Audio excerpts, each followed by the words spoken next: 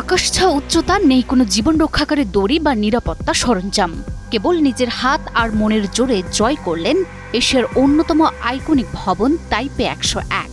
মার্কিন কিংবদন্তি পর্বতারোহী অ্যালেক্স হনল্ট আবারও বিশ্বকে চমকে দিলেন তার ফ্রি সলো অভিযানে। নেটফ্লিক্সের লাইভ স্ট্রিমিংয়ে সেই শ্বাসরুদ্ধকর মুহূর্ত উপভোগ করল পুরো বিশ্ব। 25 জানুয়ারি রোববার তাইওয়ানের আকাশরেখায় আধিপত্য বিস্তার করা 508 মিটার উঁচু তাইপে 101 ভবনের নিচে তখন হাজারো মানুষের ভিড়। সবার নজর উপরের দিকে। সেখানে কোনো স্পাইডারম্যান নয়, রক্তমাংসের এক মানুষ লড়ছেন অভিকর্ষ বলের সাথে, তাও আবার কোনো যান্ত্রিক সাহায্য ছাড়াই, খালি হাতে। সাই সাই করে বয়ে চলা বাতাস আর উচ্চতার চ্যালেঞ্জকে বুড়ো আঙুল দেখিয়ে মাত্র 91 মিনিটের এই রুদ্ধশ্বাস অভিযানে অ্যালেক্স হনল্ট জয় করেন 1667 ফুট উচ্চতার বা 508 মিটার উঁচু এই স্থাপনা। অথচ একদিন আগেও বৈরী আবহাওয়ার কারণে অভিযানটি স্থগিত করতে হয়েছিল। ভবনের চূড়ায় পৌঁছে হনল্ট বলেন, তাইপেকে দেখার এ এক অসাধারণ উপায়। একসময় বিশ্বের সর্বোচ্চ এই ভবনটি আরোহণের পরিকল্পনা হনল্টের দীর্ঘদিনের।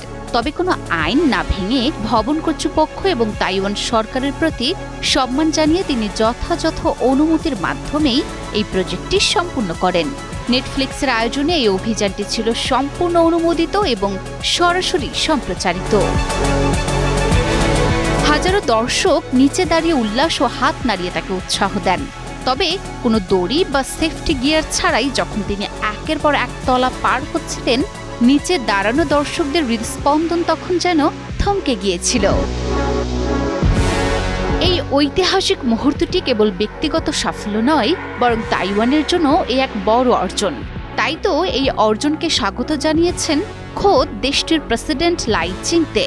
ফেসবুকে এক অভিনন্দন বার্তায় তিনি বলেন, নেটফ্লিক্সের লাইভ সম্প্রচারের মাধ্যমে বিশ্ব শুধু তাইপে 101ই দেখেনি, দেখেছে তাইওয়ানের মানুষের উষ্ণতা, আবেগ এবং দেশের পাহাড় প্রকৃতির সৌন্দর্য। 2004 থেকে 2010 সাল পর্যন্ত বিশ্বের সর্বোচ্চ ভবন হিসেবে দাপট দেখানো এই তাইপে 101 আজ সাক্ষী হয়ে রইল এক অদম্য মানবিক সাহসের। অ্যালেক্স হনল্ট প্রমাণ করলেন, মানুষের ইচ্ছাশক্তি যে কোনো উচ্চতাকেই স্পর্শ করতে পারে।